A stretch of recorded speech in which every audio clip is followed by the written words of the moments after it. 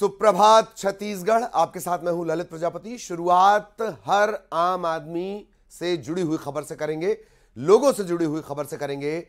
फिर से रद्द कर दी गई 35 ट्रेन। रेलवे की तरफ से जानकारी दी गई है। इसमें बताया गया कि रेलवे ट्रैक पर मेंटेनेंस वर्क के चलते ट्रेनों को रद्द किया जा रहा है। रेलवे ने यह भी बताया है कि राजनांदगांव कलमना के रेलखंड के बीच तीसरे रेल ट्रैक के निर्माण का काम चल रहा है। आमगांव रेलवे स्टेशन को जोड़ने का काम भी जारी है। ऐसे में इलेक्ट्रॉनिक इंटरलॉकिंग का काम चल रहा है, लिहाजा 35 ट्रेन रद्द। 11 से 13 अक्टूबर तक दुर्ग से छूटने वाली दुर्ग गोंदिया मेमू पैसेंजर, 12 से 14 अक्टूबर तक गोंदिया से निकलने वाली गोंदिया दुर्ग मेमू, 11 से 13 अक्टूबर तक गोंदिया नेताजी सुभाष चंद्र बोस इतवारी मेमू रद्द। 12 से 14 अक्टूबर इतवारी से गोंदिया स्पेशल मेमू रद्द।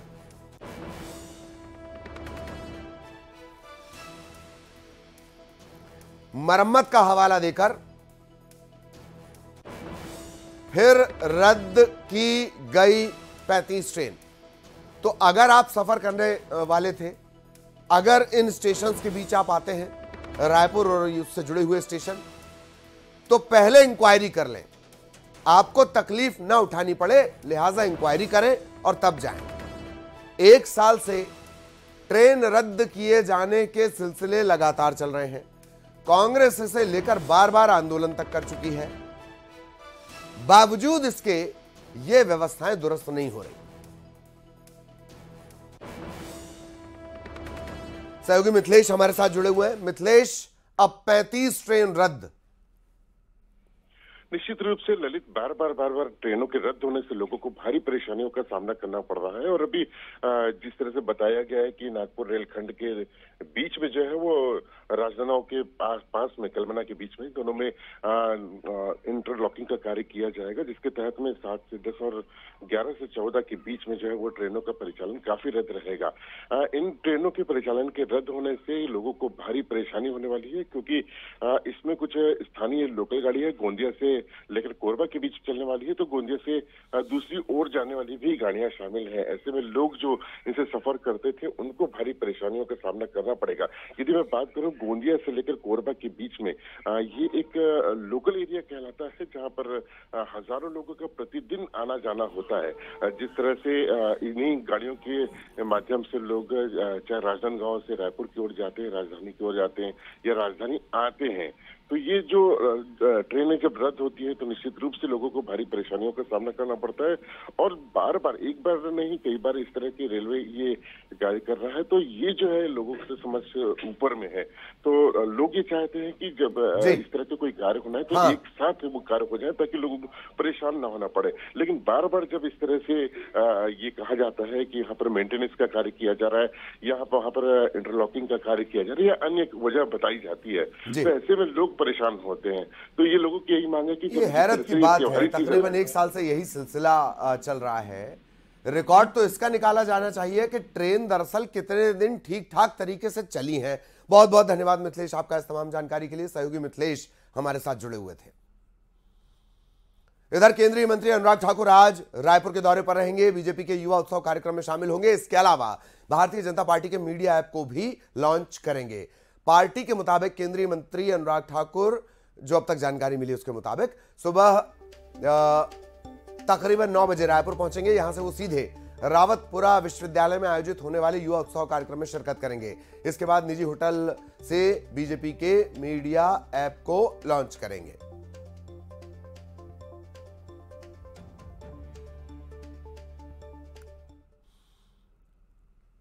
और अब अंबिकापुर से बड़ी खबर आपको बता दें, सीतापुर ब्लॉक में 2 डेंगू के मरीज मिलने के बाद जिले में हड़कंप मच गया है।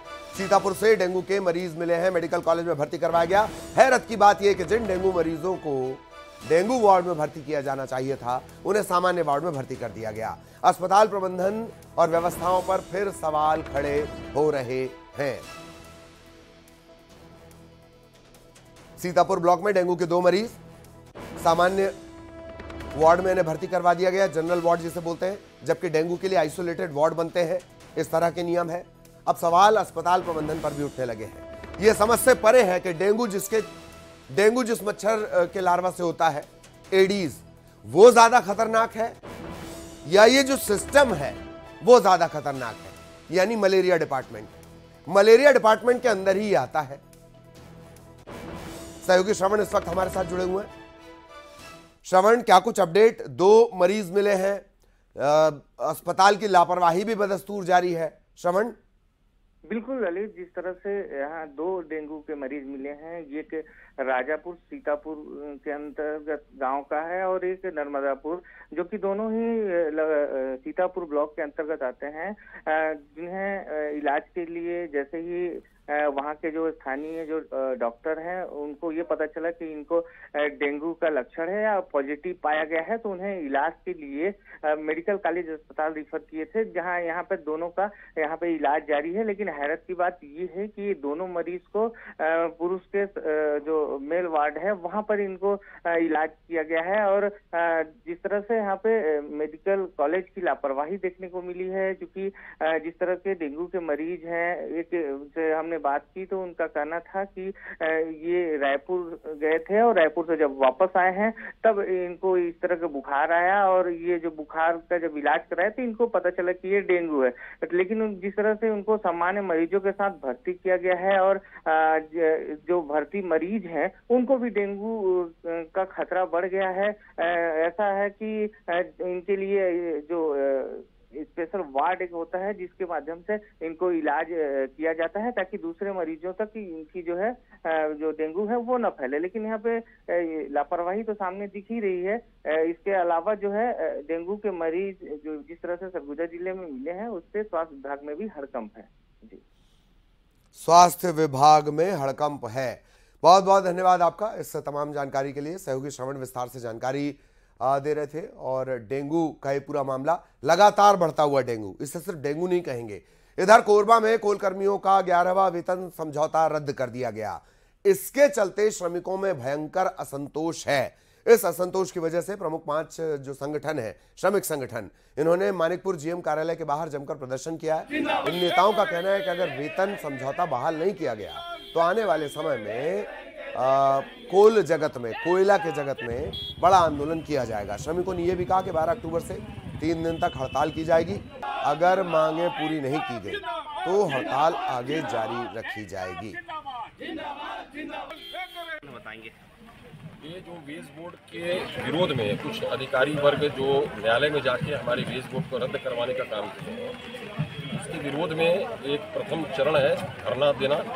इसके बाद अगर इस बीच में 12, 13, 14 हमारा स्ट्राइक का डेट है, उसके पहले अगर कोई निराकरण इसका नहीं किया जाता है अच्छे तरीके से, सक्षम तरीके से, और हमारा पुराना वेतन अगर देने की घोषणा या बात नहीं होती है, तो 12, 13, 14 को हम संपूर्ण बंद करने का हमारा हड़ताल का नोटिस एक्चुअली में हुआ है। हम लोग के साथ जो बहुत बड़ा एक धोखा हुआ, एक तो 2 साल के बाद हम लोग का वेज बोर्ड, नया वेज बोर्ड जो लागू हुआ उसमें कुछ परसेंट ही बढ़ा, और जिसको हम लोग को 1 महीना का पेमेंट करने के बाद अधिकारी वर्ग इतना ज़्यादा चिढ़ गया कि नहीं, ये हमसे ज़्यादा कैसे बढ़ जा रही, जबकि कहीं हम लोग नहीं बढ़े हैं। उसके बावजूद भी रोका जा रहा है। हम लोग बिल्कुल बर्दाश्त नहीं करेंगे और हम 5 ट्रेड यूनियन मिलकर इसका फुल जोर विरोध करके और हम नया वेज बोर्ड का जो भी हमको नया बढ़ा हुआ तनख्वाह हम लेकर आएंगे।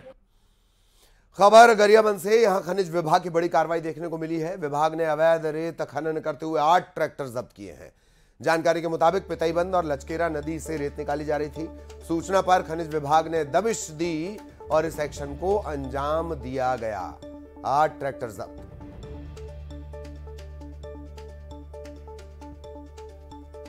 तो गरियाबंद में खनिज विभाग ने दिन भर धरपकड़ की। रेत माफिया में हड़कंप मचा रहा। खनिज विभाग ने अवैध रेत परिवहन पर कार्रवाई करते हुए 15 वाहन जब्त किए। ज्यादातर ट्रैक्टर हैं, एक हाईवे भी शामिल है। यह कार्रवाई पितईबंद, लचकेरा, फिंगेश्वर में की गई। खनिज विभाग के अधिकारी ने कहा कि लचकेरा, सटकड़ा, कुटेना में अवैध रेत खदान पर कार्रवाई की जाएगी।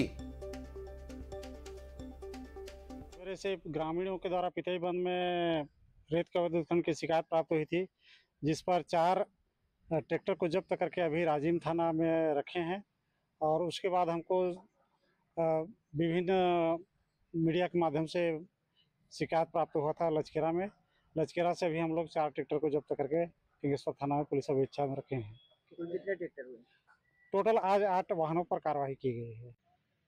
खनिज विभाग ने बड़ी कार्रवाई करते हुए कुल 8 ट्रैक्टरों पर कार्रवाई की है। अवैध तरीके से ये रेत परिवहन कर रहे थे और इन तमाम ट्रैक्टरों को जब्ती करने की एक बड़ी कार्रवाई जो है खनिज विभाग द्वारा की गई है। पितईबंद में 4 ट्रैक्टर, वही लचकेरा में 4 ट्रैक्टर। और देखिए कि कार्रवाई करने के बाद हड़कंप यहाँ पे मचा हुआ है और तमाम यहाँ पर जो है कार्रवाई अभी भी जारी है। खनिज विभाग की टीम दबिश देकर ये बड़ी कार्रवाई की है। इस कार्रवाई से कहीं न कहीं खनिज माफियाओं में हड़कंप मचा हुआ है और लगातार शिकायत मिलने के बाद जो खनिज विभाग पहुंचकर छापेमारी कार्रवाई करते हुए कुल 4 ट्रैक्टर पर कार्रवाई की है और ये कार्रवाई आगे भी जारी रहेगा। न्यूज़ 18 के लिए गरियाबंद से शेख इमरान।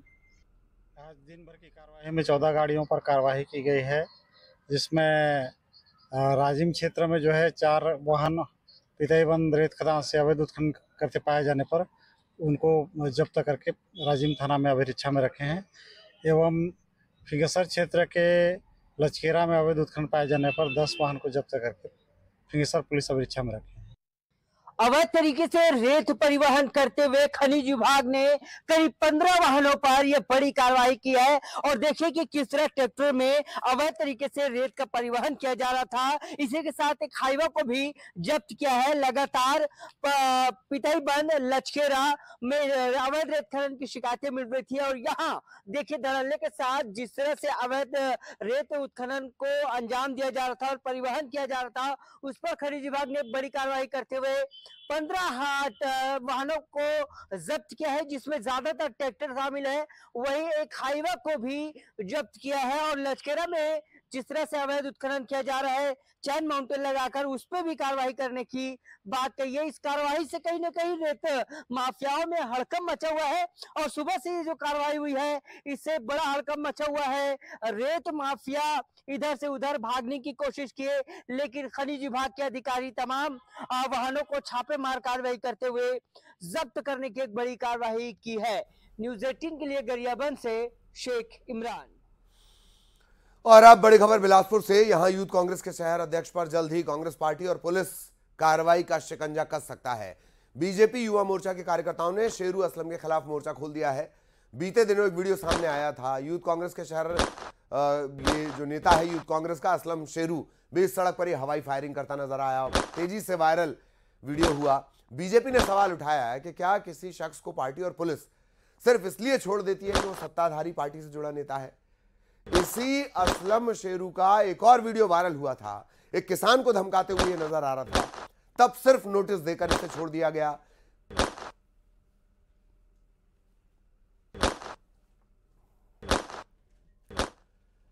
इधर पेंड्रा में बीते दिनों निजी कार्यक्रम के दौरान कांग्रेस के 4 नेताओं ने वर्तमान कांग्रेस विधायक के ध्रुव के खिलाफ सार्वजनिक मंच से बयानबाजी कर ध्रुव को टिकट नहीं देने की मांग की।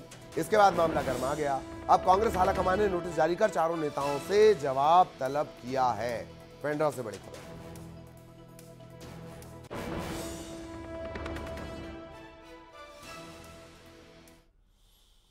और अब बात करेंगे बलौदाबाजार की। पलारी थाना पुलिस ने बड़ी कार्रवाई को अंजाम देते हुए नकली शराब जब्त की है। आपको बता दें कि पुलिस ने भारी मात्रा में शराब का जखीरा जब्त किया है। खाली बोतल, ढक्कन, होलोग्राम, ये सब बरामद किया गया। नकली शराब की फैक्ट्री एक बंद पड़े ढाबे में चल रही थी।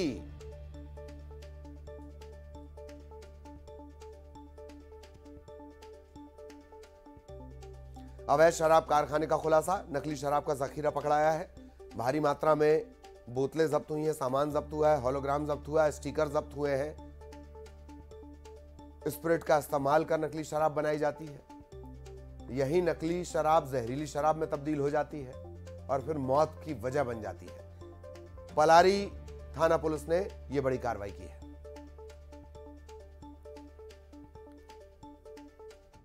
में एक ढाबा है, पुराना बंद ढाबा था वो, वहाँ से 6 पेटी और शराब, उसके अलावा कई सारे नकली स्टिकर्स, होलोग्राम्स और बोतलें पकड़ी गई। कुल मिला के 8 पेटी शराब पकड़ी गई है, जिसमें 2 आरोपी गिरफ्तार। और अब बड़ी खबर बलौदाबाजार से, जहां कलमीडीह गांव में अवैध तरीके से शराब बेचे जाने के खिलाफ बीते दिनों महिलाओं ने गांव में प्रदर्शन किया था। पुलिस पर यह आरोप लगाया कि पुलिस वालों की नाक के नीचे गांव में शराब बेची जा रही है। पुलिस हरकत में आई है। गांव में पहुंचकर महिलाओं को भरोसा दिलाया गया कि जो लोग भी गांव में शराब बेच रहे हैं उन पर कड़ी कार्रवाई की जाएगी। आपको बता दें कि अवैध शराब बिक्री के खिलाफ गांव की महिलाओं ने मोर्चा खोला था।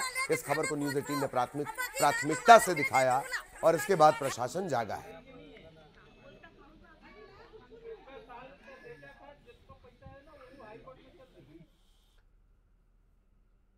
खबर अंबिकापुर से, जहां हाथियों के आतंक से ग्रामीण परेशान है। इलाके में 5 दिनों से हाथियों का उत्पात लगातार जारी है। ग्रामीणों का यह कहना है कि रात होते ही 13 हाथियों का दल ग्राम पटकुरा गांव में आता है, खेतों में खड़ी फसलों को नुकसान पहुंचाता है। हाथियों से निपटने के लिए ग्रामीण अपनी जान जोखिम में डालकर उन्हें खदेड़ रहे हैं। वन विभाग का अमला नदारद है, कभी भी कोई बड़ा हादसा हो सकता है। डैम के पास हाथी पार हो रहा है।